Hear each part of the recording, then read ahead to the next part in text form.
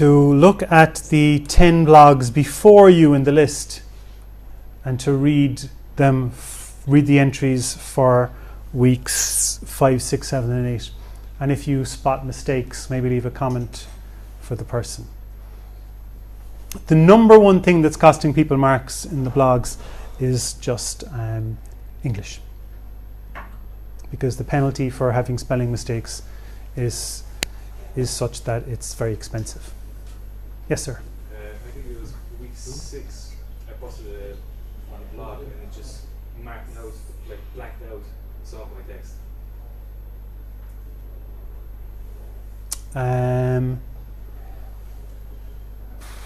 I have no idea. Off the top of my head, it's probably still there in just the same colour as the background. That'd be my number one. If I was to bet money. Yeah, it's just like the text is there when you highlight it. Yeah, so I was right. So there is just like a white bar going across the text. Yeah, so that's just something to do with the colour of the text. The text is probably the same colour as the background.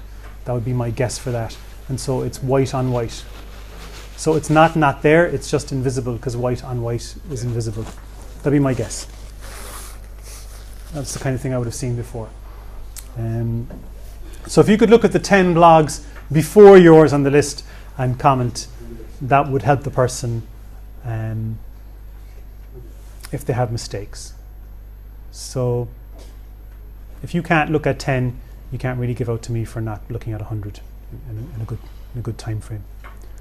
So if you could do that, that would be useful. But I won't be checking that you've done that, but I would expect you to do it just the same. So the essays, I've prioritized those. So if you put your essay in to turn it in before the deadline for the draft, then I should have feedback for you. I would say by the end of tomorrow I should have them all done. I don't know if today there was a deadline or there was a draft, you know? Yeah. I can hand it up like this evening. I didn't want it today. I thought it was only a deadline for the finished thing. Yeah.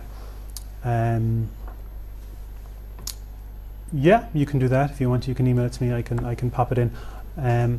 So there was a deadline for the first draft. There was a deadline for the second draft. After that, then there's going to be peer review. So generally, what would happen is that you will be randomly, if you're participating, you will be randomly assigned the essays of 2 or 3 other people to give them feedback and comments on. So if you get that into me, for example, today, you would at least have that feedback, and depending on how quickly I get through things, you might or might not have feedback from me. It's the same. I've never enough done by that stage. Yeah. Really. Yeah. If I emailed you that as well, that's right. Depending on my mood, I might or might not give you feedback on it, but certainly you'll be in the peer review feedback loop. So getting a draft in was one of the minimum requirements for that, so I'm not sure how that's going to affect people's marks. If anybody wants me to decipher what that means now, I can do that now, or I can leave it till later. I prefer the uncertainty to the certainty, but some people don't like uncertainty. So that's the blogs. I just didn't get to the blogs. I thought the task I had set myself was doable, but it simply wasn't. It wasn't possible for me to give people feedback week by week by week. If you're cute about it and you missed a week here and there, if you missed a week of 5 or 6 or 7 or 8, I might never know. I'm probably going to get to it this week sometime. Probably starting Wednesday, I would say. So if you have been remiss, you could probably repent in time for Wednesday and be okay. Righty-ho, we'd fallen a little bit behind other cohorts taking the same module when it came to talking about image coding and stuff, but that's mostly because we were having a nice time and having fun, and that's good too. I'm not going to rush through this stuff just so we can catch up. That's not a big deal either. But we had been looking at color systems, and if I'm not mistaken, this should mean something to you by now, does it? Yeah, so when it comes then to coding, to storing color images, it's coding wise it's very similar to a black and white image, except for an RGB image we would have 3 channels, we call them. So we would store the red value and the green value and the blue value for each pixel, which typically then works out at 24 bits per pixel. So for each pixel you've got a red value, a green value and a blue value. So look, I just kind of separated these out here in Photoshop, and sort of, in reality, if you separate the different channels, you just see them as black and white. I just made them red and green and blue so we could see a bit better. And you can see there that in the red channel, for example, the difference between, say, the orange stripes and the white stripes is very hard to see.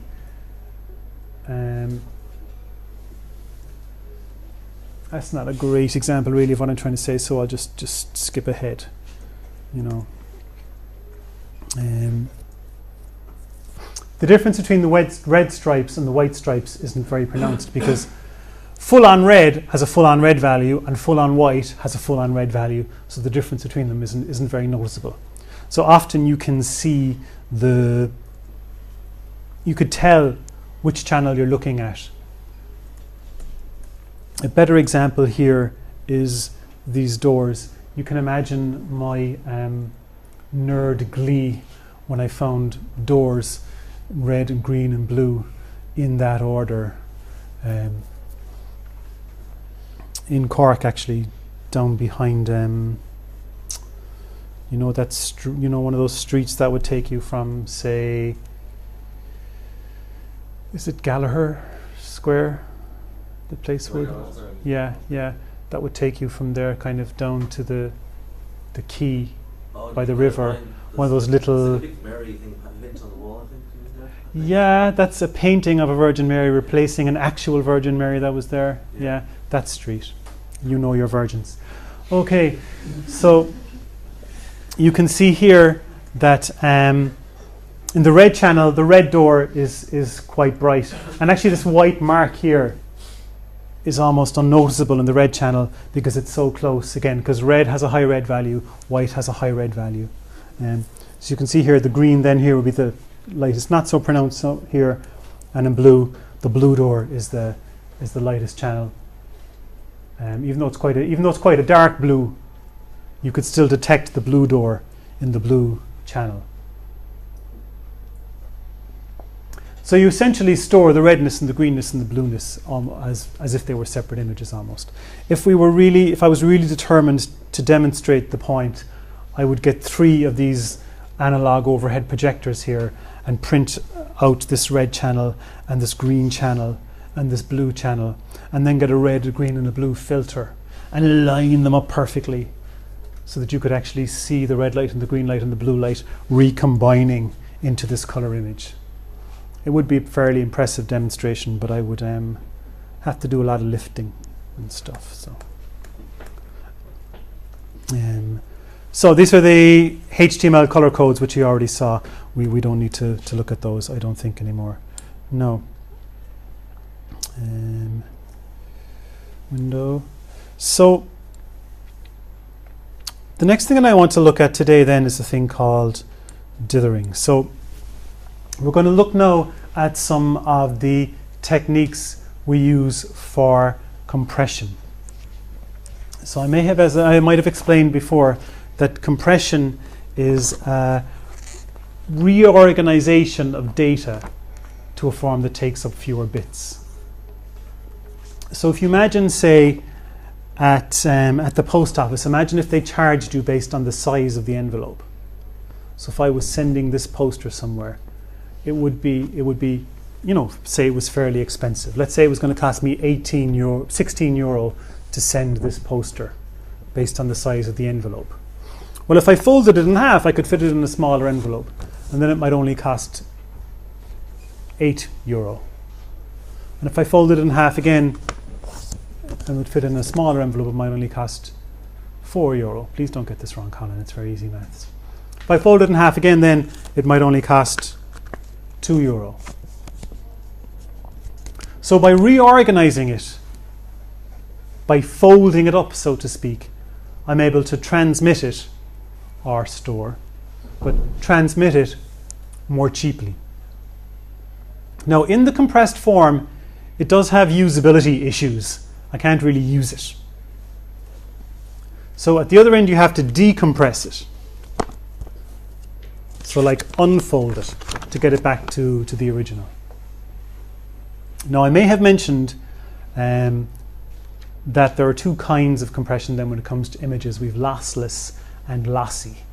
So if what you get back is an exact replica of what you started with, that's lossless compression. And if it's slightly off, that's lossy compression. The actual word lossy. Lossy, L-O-S-S-Y, yeah. But lossless, not lossy. There was actually some points I wanted to make there that I didn't make, so I'm going to make them again.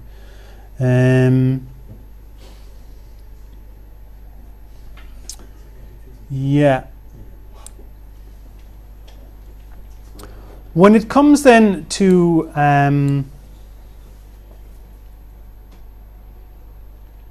is it there? No. Sorry, no. But there was a point I wanted to make. Yeah. So with images, we can actually tolerate quite an awful amount of loss. So, as you saw in your JPEG experiments, for example, if you have the quality setting at 100 and you reduce it to 80, the file size might actually be halved. So you may only be sending half as much data, but when you compare the two images, the quality 100 and the quality 80, you probably can't even spot the difference. So in most situations, you might prefer to pay the $8 version instead of the $16 version in terms of transmission, in terms of cost. Now, there may be contexts where you're not prepared to make that trade-off. If, say, it's a scan of your brain and you're sending it to some expert in Sydney, and he can maybe save your life, you might say, here, take the money. If it's a picture of you in the pub and you're posting it to Facebook, you might even push the quality down further to save on roaming charges or something. So the context can have an impact. And for some scenarios, lossless compression is not an option at all. I mean, if you went into Waterstones and you could buy a book for €16, or they said, oh, but here's a special offer, a lossy version, it's only €8, but every 20th word is random. You might say, well, no, Sounds like an interesting book, though. Yeah, I mean, it would be an interesting concept. But in that scenario, when you're buying a book, loss isn't acceptable. When you're sending an email, loss isn't acceptable. But if it's a photograph and the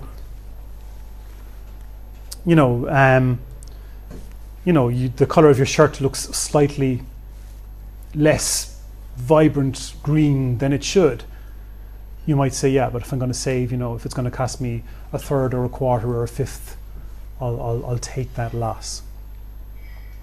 And one of the things we can do, and we'll see that when we talk about JPEG, is that we can subsample the chrominance. So we will look at this again, but I want to preview it because it's an important point.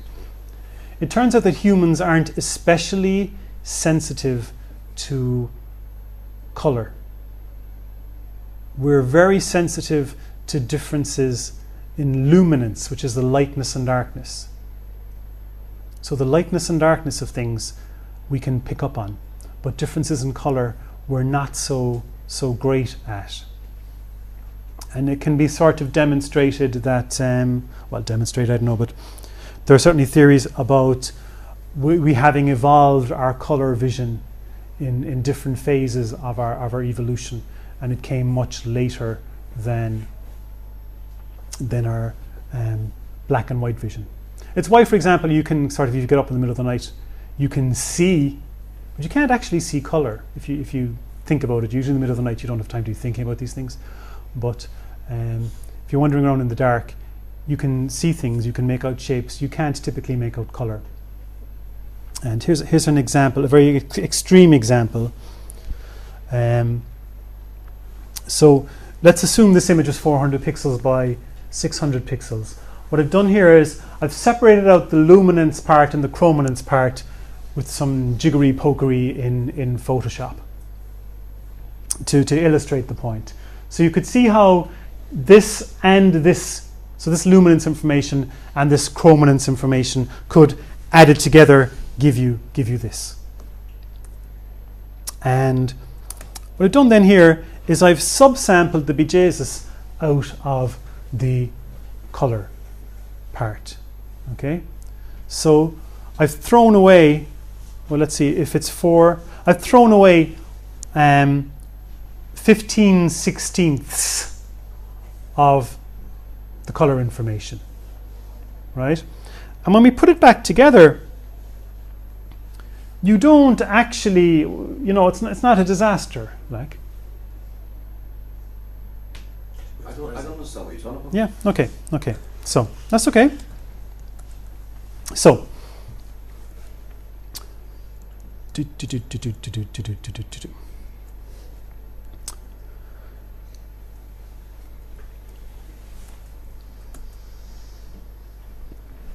we have the RGB system where you can take the redness of something, the greenness of something, and the blueness of something.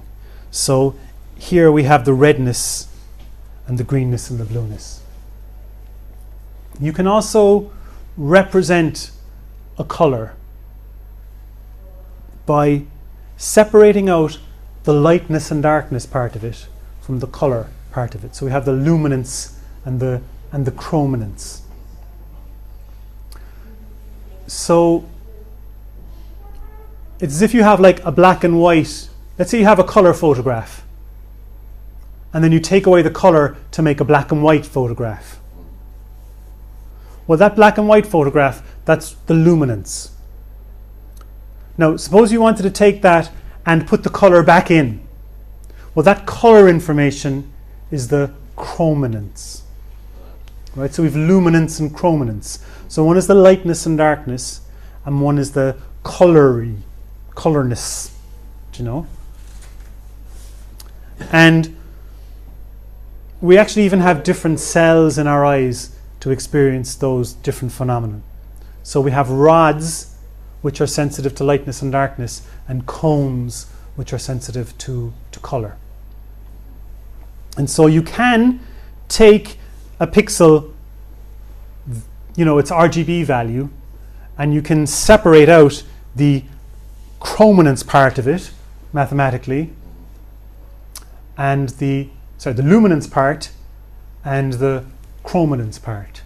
Now the chrominance, you still need 3 values actually. So you think, well, why would you go to all that trouble? But the value in having it, instead of an RGB system, having, in this case it's called the LAB system, is that you have the luminance value sitting there ripe for the plucking, and the chrominance values separate from it.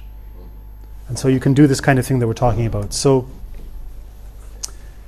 here the color information then is spread across these 2 channels.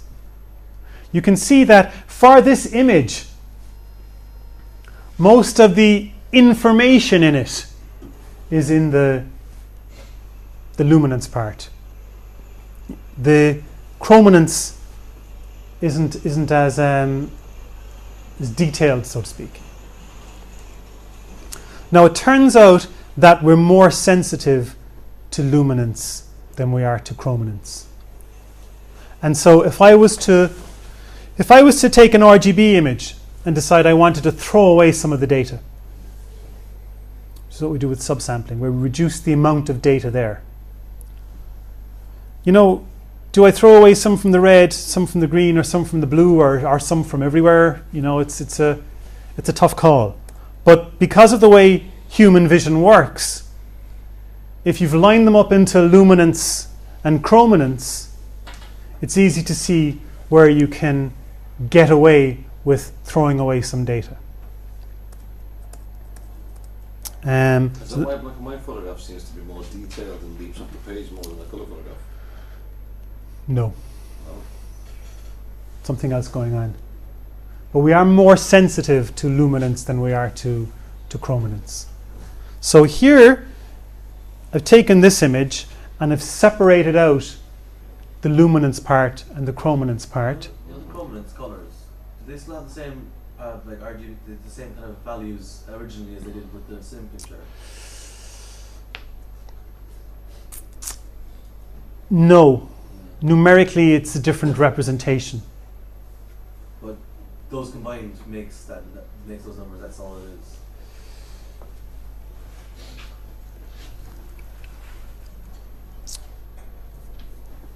We looked at CMYK, didn't we? The printing system. Like the RGB system can represent a color, and the CMYK system can represent a color. And you could see how you could apply some maths that given any color in RGB, you could convert it to CMYK. Well, this is yet another system where the luminance and the chrominance, you still have three values to represent the color. But in this system, the luminance is sitting up over here and the chrominance is lined up here. And that's convenient if you want to be subsampling the chrominance, because the bits you want to shoot at are sitting there pretty. You know, but it's just another system. So the values wouldn't be the same. Don't apply one system to another system. Well, the values wouldn't be the same, but I didn't go into detail in the LAB system because the only point I wanted to make about it was that the luminance and the chrominance are separate. But this is the way the LAB system works. So you have an L channel to represent the luminance, and then A and B give you the color. So green would be up here with a very low, a very negative A value. So it goes from like minus 127 or 8 to plus 127 or 8. So 256 possible values, but maybe you've got 0 in there in the middle. So very minimal A and very high B would give you this, this green color. But if you'd very low A and very low B, you'd get that blue. You could see it's not very intuitive. I mean, you can see how a high red value gives you more red and how a low blue value gives you less blue. You could see in the CMYK system how a high K value is going to give you a dark color and a low K value is going to give you a lighter color. This AB thing, what is that, in terms of a scale? It's not at all intuitive. And it's basically only used for this very purpose, where you line up the luminance and the chrominance. It was great for analog television, for example, because it meant that you had a mathematical system that allowed you to transmit black and white television and then to also transmit color television on top of that without having to have completely separate channels for the black and white and the color. So you can imagine how that was attractive in a time when people had, millions of black and white television sets installed and you wanted to start offering color television, but you didn't want to create whole new channels because there was the expense of doing that. So it allowed you to take the black and white part and to add data to it to generate the color part.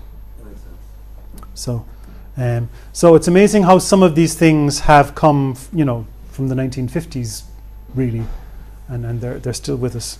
And you get like loads of black and white movies that are like remade with color. That's a different thing, though. Is it? That's a different thing. Yeah, Used to the colour, they added colour to it like in the old days. It's like you see the actual painting in the yeah. See that? No. So what I've done here then is I've taken this image, separated out the luminance and the chrominance, thrown away a lot of the chrominance, and then when I put it back, it's not that bad. That's just the point I'm making there. The only thing that looks bad is the red stripes, really. Everything else looks fine. Well, at the edges, you do start to see some issues, Yeah. But having said that, we've thrown away about 2/3 of the information. It wouldn't bother you if you're both literally, you know, Yeah, you know, and I mean, this is for what, 1/25 of a second? If it's a video? You know, so yeah, no. So that was a point I wanted to make. Now back to, what time is it there? You can see I'm in my post-holiday mode. I forgot bits and bobs. What's the time there? 22. Okay. Now, so back to this concept of compression. And one of the things we want to do is to reduce the amount of information being used, reduce the number of bits being used to represent an image. And one of the things we can do is, as we saw there, we just like basically throw away some information. If we have an image that's in RGB, for example, and it's taking up 24 bits per pixel, that allows for 16 million and odd colors. Now that offers great variety, but you know, generally you don't need 16 million different colors in an image. Very often you might not even in your image have 16 million pixels. So, you know, each pixel can only have one color. So hey, you know, you certainly don't need the 16 million. And even then, if you do have many more than 16 million pixels, chances are a lot of colors are going to be repeated over and over again. I mean, if I took a picture of you now, if I took a picture of you, of what I can see right now, you know, there aren't 16 million colors, you know, they're just not there, okay? If you used fewer than 16 million colors, then you could use fewer bits. So as we saw with black and white images, if you're using 256 shades of grey, you're going to need 8 bits. If you had less than 128 shades of grey, you'd get away with 7 bits. So if you had fewer colors, you can use fewer bits per pixel. So what we're going to think about now is what happens when you reduce the number of colors in an image. So consider this 24-bit image here. If we were to, say, reduce this to 256 colors, and it turned out that there were less than 256 colors in this image, then yip-de-doo. So each color here just gets represented by one of those values. So in an indexed color, and you might see that in Photoshop, it's a bit like paint by numbers, in that the value that's stored to represent the pixel is not the RGB value of the pixel. It's just a number, like color number 76. And then external to that, you have a table, we call it a color lookup table, that says color number 76 has an RGB value of blah-de-blah-de-blah.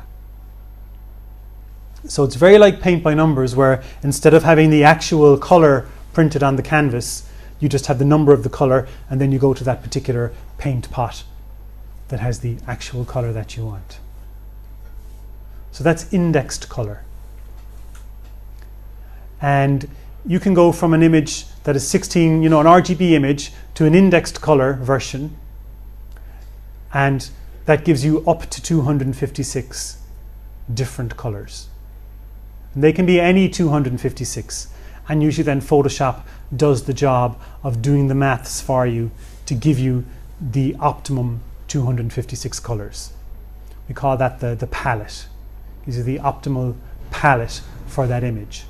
So if you have a photograph of you know, scenery in Ireland, and it's 16 million colors, and you reduce it down to 256 colors, and you ask Photoshop to pick the best 256 to make the image look good, well then you're going to have lots of shades of green and lots of shades of grey, you know.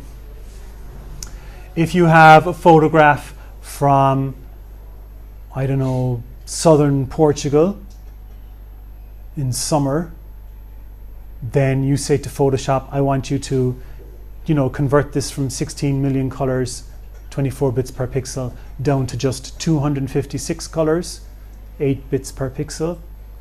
The set of colors it's going to choose will probably have lots of browns and oranges and, you know, blue, and maybe just one shade of blue, because it's probably all just one shade of blue, you know. So depending on the image, you can have the palette chosen would be different. And it can be a fun game to play, even where someone shows you an image, you know, 10 images, 10 palettes that Photoshop chose, you know, to match the palettes to the image. You could probably do a very, very good job of matching them up. Okay, so depending on the image, you'll have different scenarios. If the image itself has less than 256 colors, then you're laughing. But if the original image has more colors than you have in your palette, well, then you have a problem. And so typically what you do is you force every pixel, well, you have to force every pixel to be one of the colors in the palette. And if you don't have enough colors in your palette, then just go for the closest match. So let's take an extreme case here where I'm coding this image with just 4 colors. Now obviously you wouldn't attempt to code anything with just 4 colors. But what has to happen there then is that each pixel just fits into one of the slots. That's the closest match for it.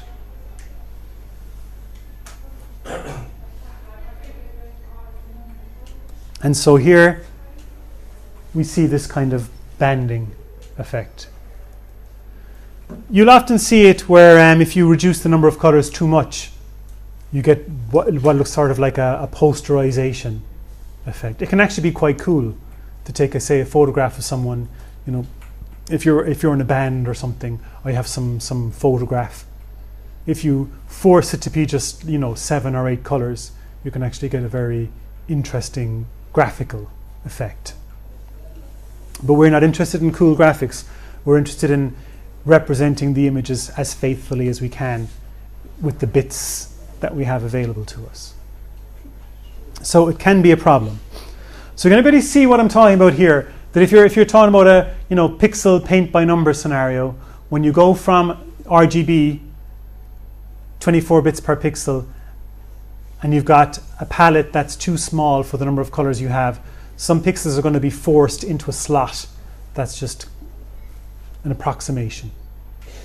No.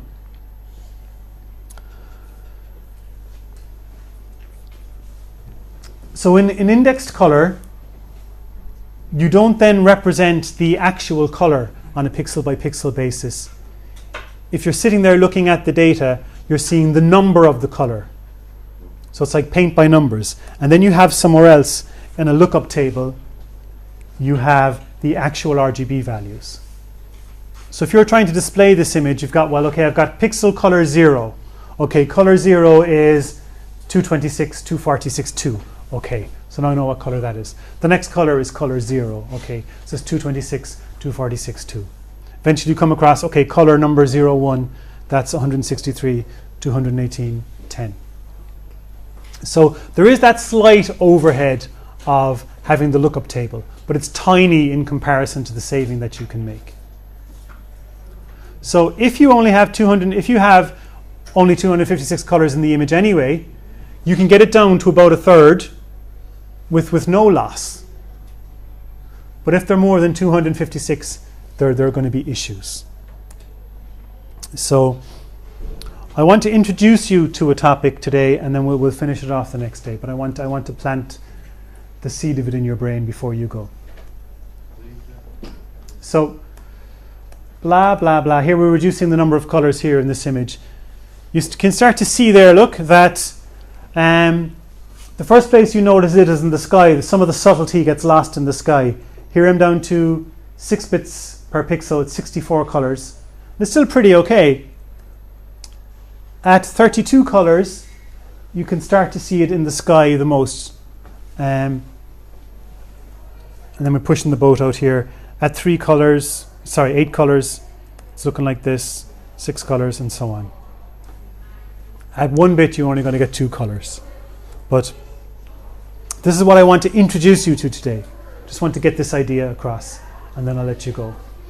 So if there are enough colors in your palette to give every pixel in the image its own slot in the color lookup table, then you're laughing. But if the palette is small, then you have a problem. Okay? So here we have this very noticeable banding.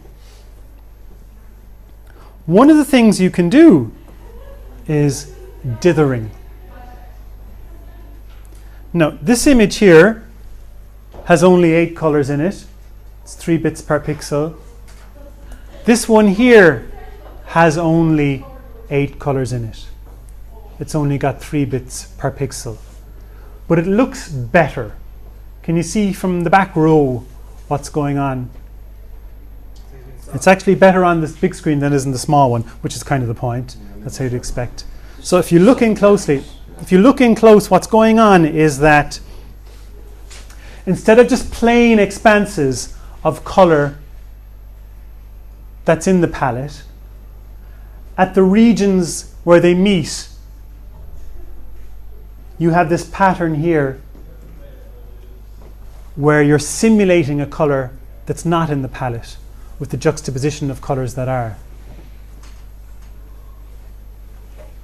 So you can fake colors that you don't have in your palette by creating patterns of colors that you have. So you could imagine if you only had pure black and pure white, you could create 50% grey with a chessboard pattern with a black and a white and a black and a white and a black and a white and a black and a white.